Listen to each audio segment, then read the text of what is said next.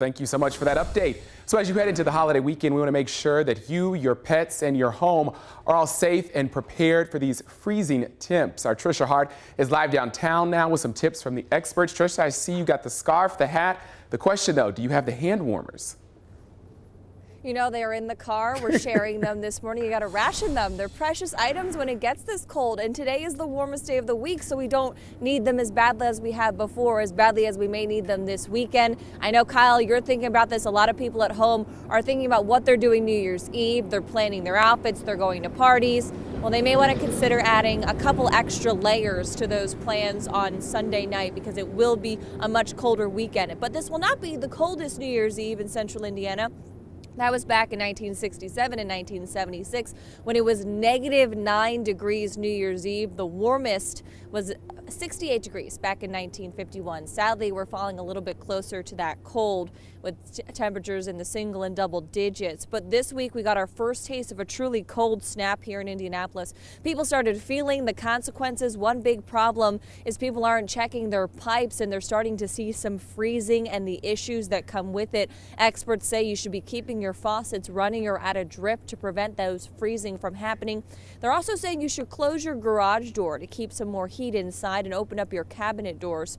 Plumbers say they've been busy this week responding to calls for frozen pipes and flood damage, and that can be a bill in the thousands, if not tens of thousands of dollars to fix. Which kind of surprised me because we've had some cold snaps before. Every year it freezes, and I'm not sure why. Just not knowing, customers just unaware of what's going on until they have an issue. We recommend, having someone come out licensed in the trade and taking a look and going over everything and the possibilities. Plumbers say there are some red flags to look out for, including low flowing water pressure in your toilets, in your faucets, and in your shower. If you see that, you should probably call someone in. Same thing goes if you have a pump alarm. Check to make sure that's working, and if the alarm goes off, call an expert immediately. Same thing for flooding or any leaks in those pipes. You want to avoid any major headaches so you're starting 2018 off the right way.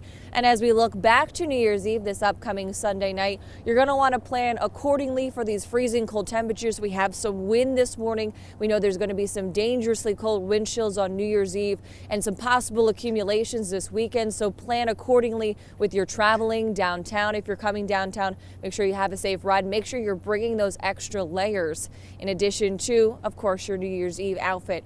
So make sure you're checking your home and your outfits and your pets before you take on this holiday weekend. Back to you, Kyle. All right, Trisha, great advice. And I'll get back in that live truck and warm up. So the city of Muncie is firing back at its former police chief. In a lawsuit filed back in October, Steve Stewart alleges that he was pressured by Mayor Dennis Tyler to investigate a city employee believed to be cooperating with an FBI investigation. Now, in a release, the city says that Stewart was at the center of a sexual harassment complaint when he suddenly resigned in 2016.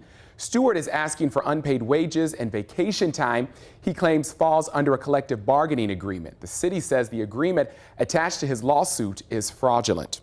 Well, 4 men accused of bilking millions through retirement and nursing homes have pleaded guilty to federal charges. That includes former CEO of American Senior Communities, James Burkhart, former CEO Daniel Benson, and contractor Stephen Gannott are all pleading guilty to conspiracy to commit wire and healthcare fraud and money laundering. Joshua Burkhart, the former CEO's brother, will also plead guilty to conspiracy as well. Prosecutors say the scheme brought in more than $16 million in illegal profits, which the men used to buy vacation homes, gold bars, and diamond jewelry.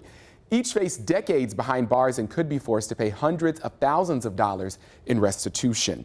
Well, an Indianapolis family is reminding you to not take your safety for granted. Their warning comes after they say that someone ransacked their home Christmas Eve and even stole a gun.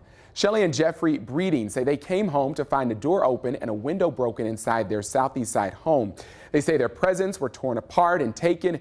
Jewelry was also missing. A loaded gun was gone and sentimental items were no longer there. It was one of the downest, lowest Christmases that we've seen in a while. Because we didn't sleep very well, that's for sure. Didn't sleep at all, really. Everything I heard, I was up checking all night. And it just took your Christmas joy. Understandably so. So that family says they are adding a security system this weekend. Officers reminding you to keep your outdoor lights on, know your neighbors, lock your guns up, and maintain their serial numbers. Well, it's a controversial stance that's upset some football fans this season. Players taking a knee during the national anthem. Well, now a state lawmaker wants the Indianapolis Colts to offer refunds. State Representative Milo Smith of Columbus says his bill would let fans who felt disrespected ask for a refund during the first quarter. However, that bill would not require the Colts to provide refunds if players from the visiting team also kneel. Well, an abandoned yard leads to safety concerns for one woman, so she called the CBS 4 Problem Solvers for some help. We check in to see if the problematic property has been cleaned up. And rapid flu tests could be giving you inaccurate results. The warning from health experts about what to do if you have flu-like symptoms. And you might see a few peaks of sunshine early this morning, but by the afternoon, if you are a snow lover, you're going to like this forecast. That's when we expect the first few flakes to start falling. That will continue into the evening, and looking ahead toward your New Year's Eve forecast, after the snow, it is going to turn bitterly cold. We're talking sub-zero lows and only single-digit numbers for high temperatures. How long that